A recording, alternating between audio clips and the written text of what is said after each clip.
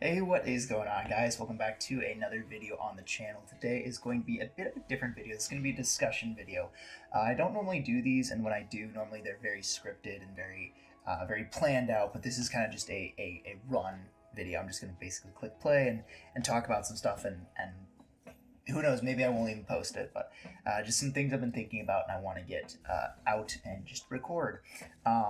I might put like some Master Duel gameplay behind this or something like that, who knows, but let's go ahead and just get started. So this all started because of a post I saw on one of the Discord servers I'm in. So this says, and I'm going to blur out the name, I'll post it up, but it says, I still don't even know if I want to go, to be honest. This is referring to a regional that's happening this weekend, and a lot of people are deciding whether or not they want to go, because Spring Darkness just released. Cards are going to be legal for the event, but a lot of people are having trouble getting them, and on top of that, the meta is, I won't say in a weird spot, but it's difficult to predict how the meta is going to be.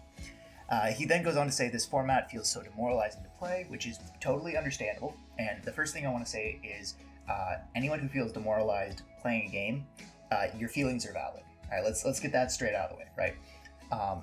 The way you feel towards anything is always okay. All right, if you feel demoralized, if you feel like just burnt out, if you feel excited, if you feel happy, if you feel sad, anything, it's always okay to feel that way. I mean, there's professional athletes that sometimes they just don't feel like they're doing anything good. They don't feel like they're playing well. They don't feel like they're doing all this stuff, and it's okay to feel that way. But it's the last part here that really gets me. Legit, I would rather play versus full power Fiendsmith Snake Eye than Malice or Ryziel, and that's an interesting point to me. Everything up until then, and other people have expressed feelings that are very similar.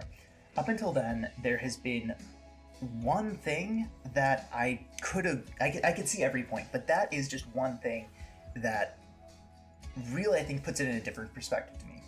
And it makes me wonder, why are players feeling this way? Why is this player specifically? Now, I'm not going to pretend to speak for this player. I do know this individual, and he's a very, very nice person. And I'm not going to pretend that I know exactly what's going on in his head or anyone else's, but I do want to talk about why I think this can happen to some people, and why I think it's important to understand why. So, and this leads me to the question that's probably going to be the title of this video: is Yu-Gi-Oh! Too fast? Now, that's not referring to the actual speed of play, right? Because everybody knows that compared to Magic, Pokemon, I think even Digimon and One Piece, I don't know, I haven't played those games. But almost every other card game, Yu-Gi-Oh! Is incredibly fast. Games are decided, usually not even on the first turn, they're decided when you open your hand, games are decided. Gameplay is fast, it's quick, it's back and forth, it's a fast game. But that's why people like it. What I'm saying when I ask, is Yu-Gi-Oh! Going too fast, or is Yu-Gi-Oh! Too fast, is set releases. I think that there is a genuine argument that set releases come too quickly, they come too frequently, and they switch things up too much, right? And that can be a good thing or a bad thing. It can be a good thing because you don't want to be stuck playing the same games over and over and over again, but you also don't want to be in a position where I think a lot of players are at, especially this player, and that is you can't keep up with the game, right? And I think the reason that this player says that he'd rather play against full power Fiendsmith Snake Eyes than Malice or Ryziel is that Fiendsmith Snake Eyes was a known quantity for this player, right? They had played against it. They know what to do. They know how to interact with it. They know where to interact with it.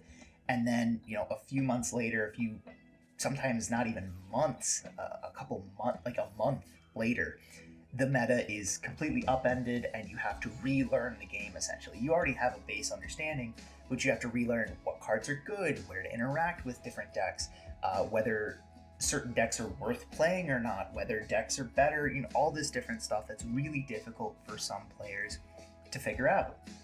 And that's totally fine. That's totally okay. And it definitely is something that I felt myself. I felt at some points that the game was changing too quickly, it was changing too much, that I couldn't keep up. This was more when I was in college, and not only did I have a job and school to keep up with, but I also had a hobby to keep up with. It was difficult, and it's definitely something that I can relate to, and I can experience, and I can say, yeah, this is a thing that happens, and it's okay that you feel demoralized. It's understandable, right?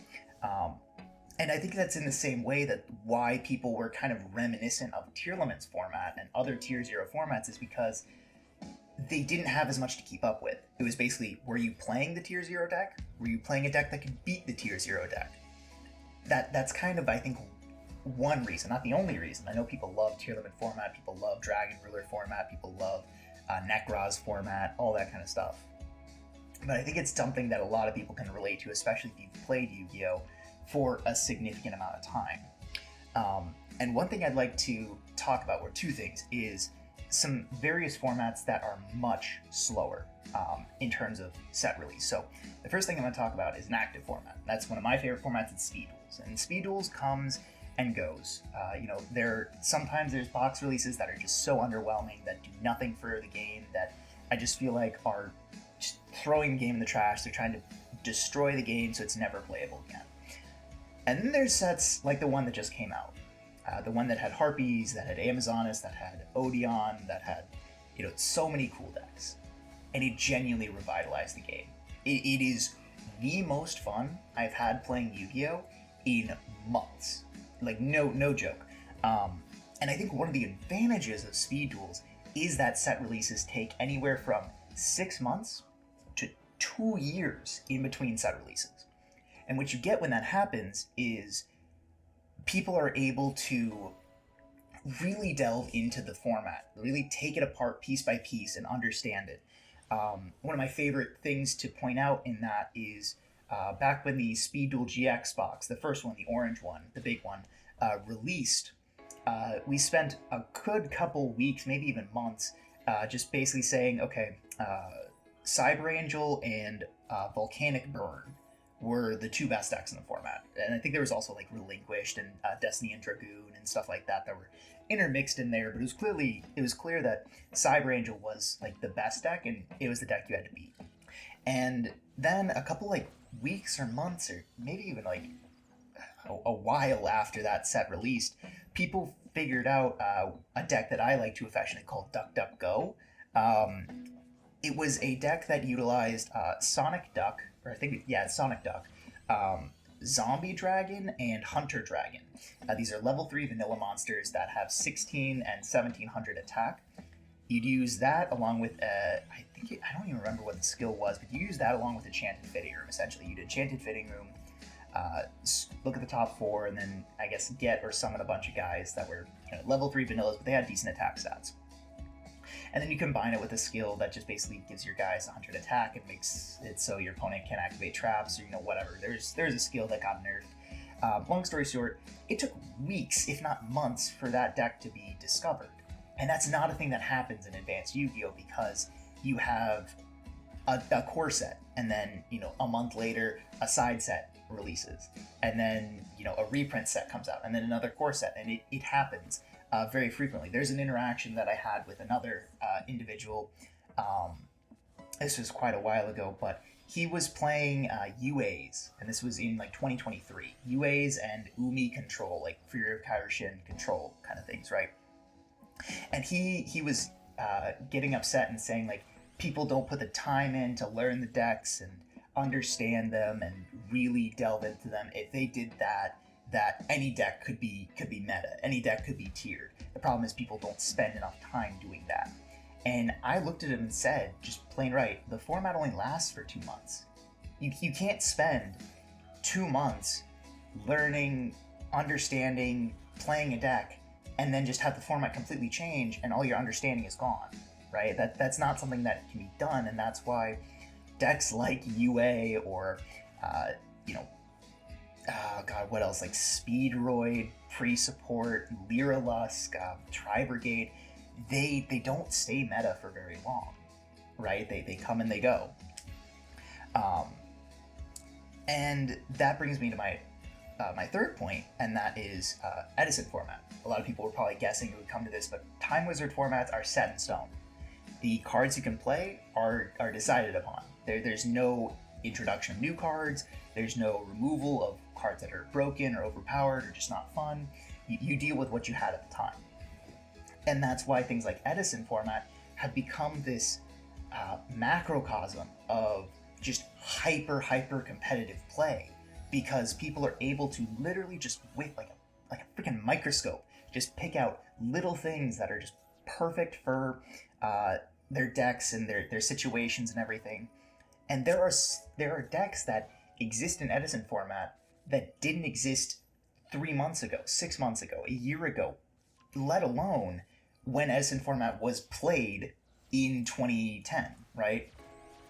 Things like Gemini, things like oh god, what is it?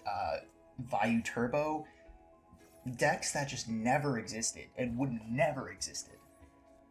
They exist now because people have had the time to really analyze cards and say what is good, what isn't good, what is a positive effect, what is a bad effect.